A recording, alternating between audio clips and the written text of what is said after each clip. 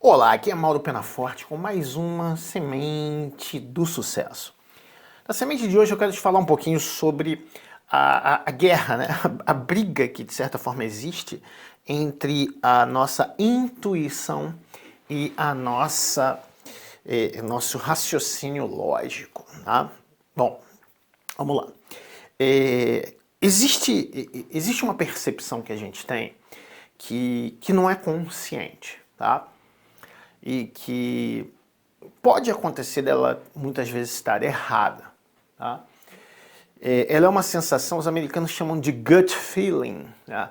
Sentimento intestinal, eu poderia dizer assim, sentimento nas vísceras, tá? E é uma sensação que você tem quando você dá de cara com a pessoa pela primeira vez, né? E você fala assim, pô, tem alguma coisa que deu errado. Algumas pessoas falam assim, meu santo não cruzou com o dela, não bateu com ela. Tem gente que usa essa expressão, né? Mas isso é uma expressão de intuição que a gente tem, tá? E por um lado existe essa intuição, tá? Não confie nesse cara. Por quê? Cara, não sei lá, sensação ruim, não confie nesse cara. Tá? E por outro lado tem uma abordagem, vamos dizer assim, mais técnica, mais científica. Tá? Não confie nesse cara. Por quê?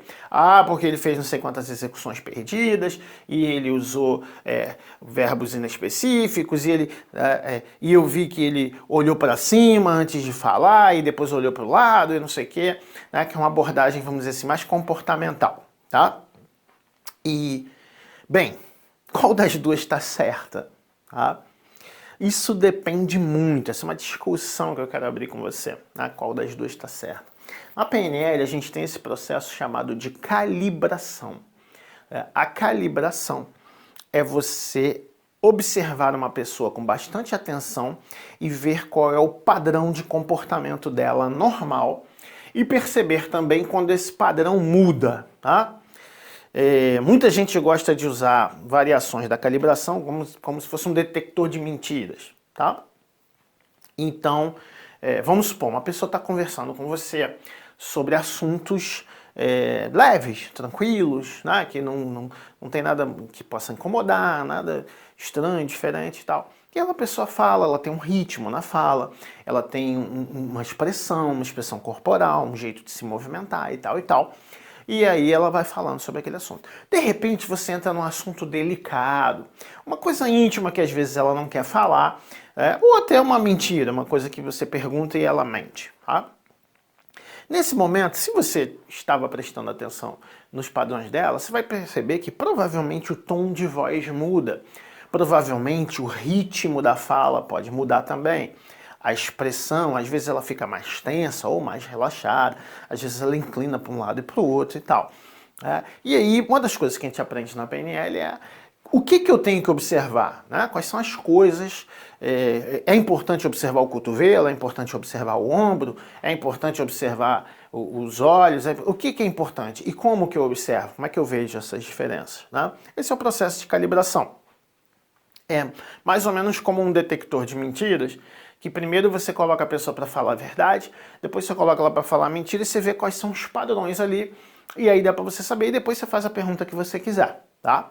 Então, quando você desenvolve essa percepção, você se torna como se fosse um detector de mentiras humano, tá? Mas isso é baseado na observação e na lógica. Você tem que observar muito e você desenvolve essa percepção e chega uma hora que você é muito bom em observar comportamento, tá? A intuição, ela já é uma coisa que vem meio que do inconsciente, da mente inconsciente. Mas deixa eu te dizer que na grande maioria das vezes em que a minha intuição falou mais alto, né? Assim, a intuição grita no ouvido, cara, não vai nessa onda, essa mulher aí não é de confiança, esse cara não é de confiança. Ou o contrário, não, pode confiar nesse cara, pode confiar nessa mulher, que vale a pena. A grande maioria das vezes a minha intuição acertou, tá? Mas eu nem sempre segui a minha intuição, ou eu nem sempre confiei totalmente na minha intuição, porque eu queria ter dados mais concretos para tomar determinadas decisões. E aí eu quero te falar, na verdade, né, que quanto melhor você fica em calibração, é claro que melhor fica a sua intuição. Mas o que é, na verdade, a intuição? A intuição ela de uma forma muito concreta e excluindo totalmente nessa análise, eu acredito que existe, mas eu estou excluindo dessa análise que eu estou fazendo aqui nessa semente, tá?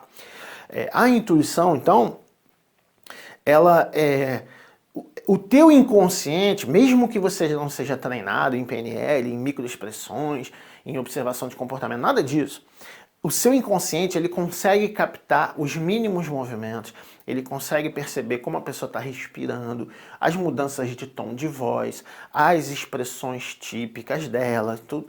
O teu inconsciente consegue captar tudo isso e ele consegue processar essa informação toda, mesmo sem precisar você raciocinar.